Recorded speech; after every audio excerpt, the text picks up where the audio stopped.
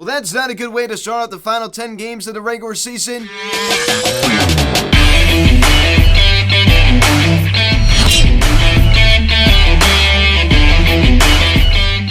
What is going on, everybody? Welcome to Phillies Hot Stove Media. Jerry happened last night's game between the Phillies and the Chicago Cubs as the Phillies lose 2-1 to the Cubs as they drop this first game of this crucial 10-game road trip to end off the season. Now, guys, before we get into this video, please subscribe if you haven't yet. Please turn on that notification bell. Please like this video, comment on this video, share this video, and let's get into this.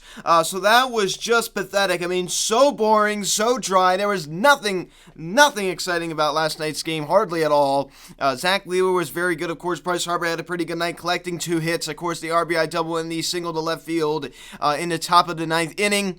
But I mean, this is pathetic, right? I mean, you're going against the Chicago Cubs team that had a horrible first half of the season. They have gotten better, since the start of the second half of the season, but still, this is a Chicago Cubs team that is not very good, and you had to beat these guys. And I said going in, I mean, to this, especially the first 7 games of this 10-game road trip, hey, you got to at least win 6 out of 7 against the Cubs and Nationals. So now they've dropped the first game of these 7 games. So in order for them to accomplish what I want, they're going to have to win out the next 6 games, which I don't really see happening, I'll be honest with you. So we're going against Marcus Stroman, probably not only the most overrated pitcher in baseball, one of the most overrated players in all baseball. He's had a lot of hype around him his whole career. I've never seen the whole appeal with him. Got a massive contract with the Chicago Cubs last offseason. I'm in no way a fan of New York Mets. Anybody watching this video understands that. I mean, this is a guy that said untrue things about the Mets and really just talked bad about them. Believe me, I'm not a fan of the New York Mets organization, but Marcus Stroman was wrong. So this is a guy I would have loved to, beat up on last night, but unfortunately we didn't. And of course, Nick Castellanos, oh boy, Nick Castellanos backing up. You would have thought that Mike Trout was returning to the Los Angeles Angels in a pennant race. That is what the media around the Phillies, it just was ridiculous. It was just absolutely ridiculous. So first of all, I guess I could have used a better example because it sounds even silly to suggest even in a fantasy land that the Los Angeles Angels would be in a pennant race. But anyway, you get the point. It just was totally overhyped. And Nick Castellanos' return was totally overhyped. And he really didn't do that much last night. Of course, he returned being his old self by just hitting a little single out to left field. Wow, that really was impressive, right? I mean, this is a guy that certainly has not lived up to that big contract. It's been no secret. I mean, I made it very well known I'm not a big fan of Nick Castellanos. When you're getting paid that kind of money, I expect big results, and we just haven't seen those big results. So, of course, he did return to Chicago last night, as did Kyle Schwarber. Of course, Kyle Schwarber first returned this year as a member of the Washington Nationals. If you all remember, of course, he did sign a 1-year deal with the Nationals last year, and then he was traded over to the Boston Red Sox the second half of the season. So Kyle Schwarber's already made his return to Wrigley Field, but he got another nice standing ovation last night as he led off the ball game. Of course, Joe Maddon, former manager of the Cubs, of course, put Kyle Schwarber in that leadoff spot quite a bit during his time with Chicago. As we pick up the scoring summary here in the bottom of the 3rd inning, Christopher Morrow homers on a fly ball to right center field. He's pretty pumped up. His 15th home run of the season, a solo shot, luckily, and it's now 1-0 Chicago. So that's it right there. I mean, that was pretty much the only mistake Zach Wheeler made all night. He was very, very good. He limited the damage, he got the job done, and it's a shame his offense didn't back him up, hardly gave him any run support. Isn't that really a shame? You have your ace. I mean, this was a game you had to win. You had to win. You had your ace on the mound, already coming off of a fairly good first start, I guess you could say, a little co-start with him and Noah Syndergaard last time around. But so you had to win this game. You didn't do the job. 1-0 Chicago. Then we pick it up here in the top of the 6th inning. Bryce Harper, he needed this one as he doubles on a fly ball to left center field. Love to see that opposite field stroke. And the ball was out there for a while. Of course, Bryson Stott at first with 2 outs, always running on contact. Of course, he comes around and scores fairly easily. Bryce Harper's 28th double of the season. I love to see him get to 30. Think about it. He missed a significant amount of time this year, and he could still have at least 30 doubles. Wouldn't that just be incredible? So the Phillies now tie it at 1. So Bryce Harper had a pretty good night last night. Pretty much no one in this lineup other than Bryce Harper, the reigning NL MVP, had a good night last night. Let's just be honest. He was pretty much the only guy that showed up and actually did something. So the Phillies tie it at 1. Then we pick it up here in the bottom of the 7th inning. Yan Gomes doubles on a line drive to right field the other way. Ian Happ comes around to score as the Cubs now retake the lead, now a 2-1 ball game. So Yan Gomes, you can remember, of course, with the Nationals, when they won the World Series, then was traded over to the Oakland A's in the midpoint way of last season, and then signed a deal with the Chicago Cubs. That was Gomes' 10th double of the season. So of course that was off of Connor Brogdon. Of course his velocity has kind of been up and down. It really hasn't been very consistent. As that would be your final 2-1 Chicago. So you could just muster just one run against these guys. I mean, are you serious? That was such a lifeless game. Kyle Schwarber out of the leadoff spot goes hitless, but he was able to draw a walk. Also strikes out once as well. A 2.12 average now for Schwarber. Of course, Pete Alonso of the New York Mets did hit a home run last night.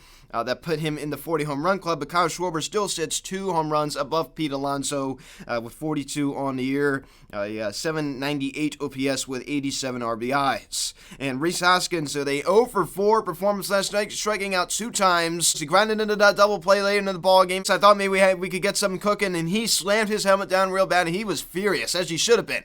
Shame on him for doing that. Of course, he's upset at himself. I'm glad he's upset at himself. He should be. Bryce Harper, by far the best offensive player last night on this team, hitting an opposite field double. That ball was hit pretty hard. Of course, the wind got a hold of that one, and also hitting a single to left field.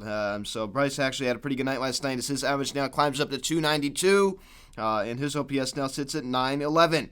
He still sits with 62 RBIs, 18 home runs, and JT Realmuto also collects a single last night as well, going down strikes once, a 277 average for the BCIB to go along with an 825 OPS. He already is over that 20 home run mark with 21 tanks on the year with 82 RBIs. What a turnaround season for JT Realmuto when Album goes hitless last night. His bat was very, very quiet, as most of these guys were in this lineup. And Nick Castellanos does make his return, right? It was a very, very short rehab assignment for Castellanos, but he was out for quite a while. And of course, he's been out since we were in San Francisco in early September. So that's how long it's been. So he is finally back as he hits a single last night. Average this year sits at 265, 701 OPS, 13 home runs, and 61 RBI. So I want everybody to think about this for a second. And I understand that you may be a little bit tired of me talking smack about Nick Castellanos, but the facts are in front of me, so why not use them? Bryce Harper, who has played significantly less time than Nick Castellanos, 339 at bat. Castellanos has 502. And Nick Castellanos has only hit 13 home runs with 61 RBIs and posted a 701 OPS, while Bryce Harper has hit 292 with 18 home runs and 62 RBIs while posting a 911 OPS. So that is just insane.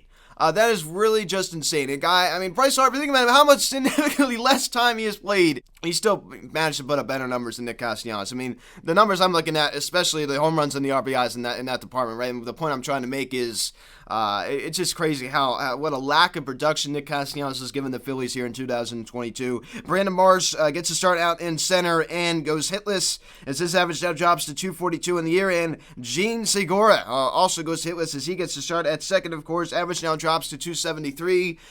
So his bat has been very, very quiet. Of course, Gene Segura, a guy that is a very streaky hitter. Seen over his last 7 games, posting a 167 average, a 310 OBP, which, as I said, clearly the walks have been there for him recently. 167 slugging, and over his last 30 games, 245 average, 328 OBP with a 340 slugging percentage.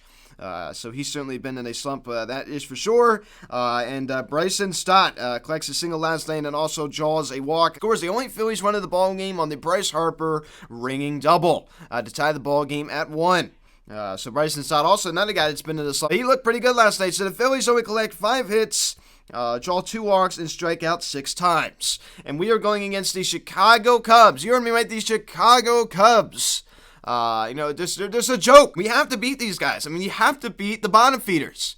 You have to beat the bottom feeders. As Rico Batago said back in 2020 about the Marlins, right? And of course the Marlins will later go on to troll him about that. But anyway, with their Mickey Mouse postseason entry. But you know what I mean? You have to beat these guys.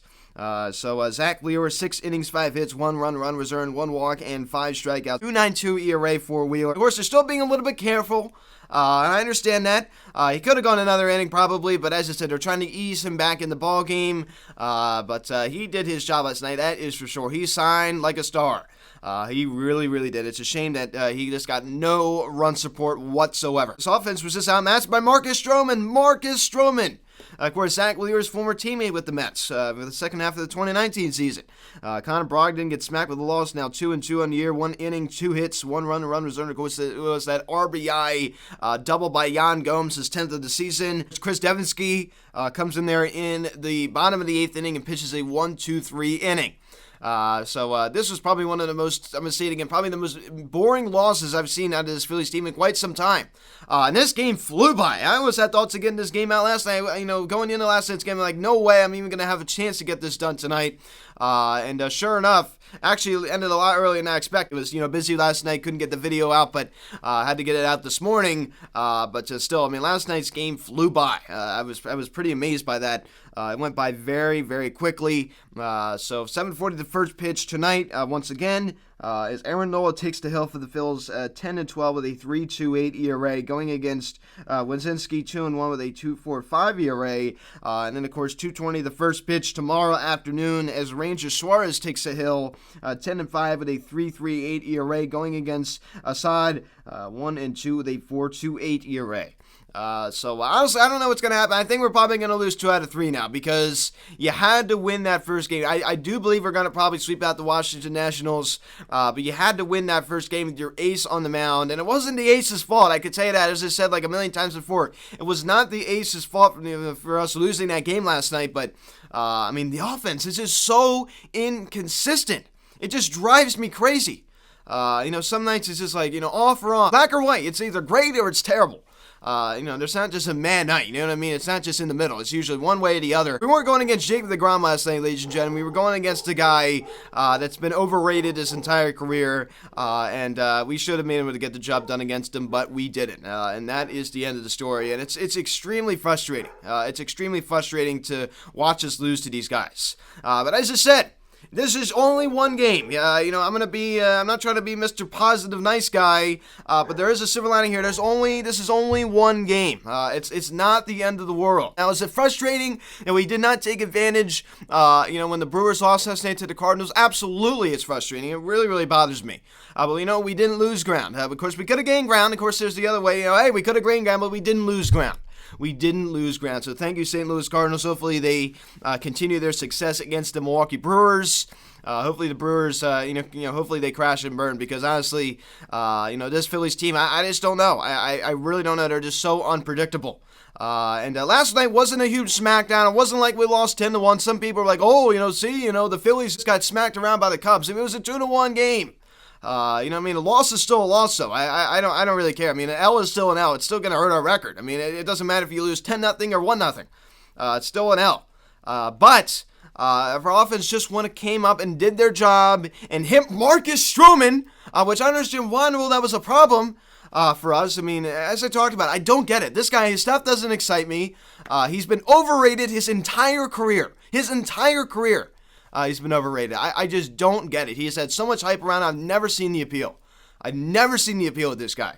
And also, he's just very arrogant about himself. I'm just not a fan. We just couldn't get the job done against him for whatever reason. Why? Of course, Bryce Harper had a pretty good night, as I said. But Rhys Hoskins, where were you? Kyle Schwarber, where were you? Of course, Nick Castellanos, I'm not even going to say where were you, because he hasn't been there all season long.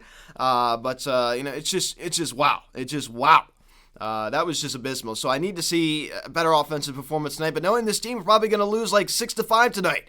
You know what I mean? I don't mean to be the Grim Reaper here, but it's just so unpredictable with this team. Hopefully we can win the next 2 games, and hopefully we can sweep the Nationals. But the chances of that happening, I'd say, are definitely less than 50%. So I don't think we're going to be winning 6 out of 7 now. So just win 5 out of these 7 games, and hopefully you could just take 1 out of that Astros series. But as I said, one good thing is that they're already clinched. So you're probably not going to be seeing a lot of their stories. You're probably not going to be seeing Yordan Alvarez. You're probably not going to be seeing Alex Bregman in that Houston Astros series. So that is a good thing. So guys, thanks so much for watching this video. Please subscribe if you have not yet. Please turn on that notification bell. Please like this video, comment on this video, share this video. Check out the social media link in the description section at Phillies Hot Stove Media, Instagram. Follow me on Twitter at Media. Card text 267-225-3392. Email me, phillieshotsmedia@gmail.com. So guys, thanks so much for watching. I'm Luke, and I'll talk to you later. Let's go, Phillies.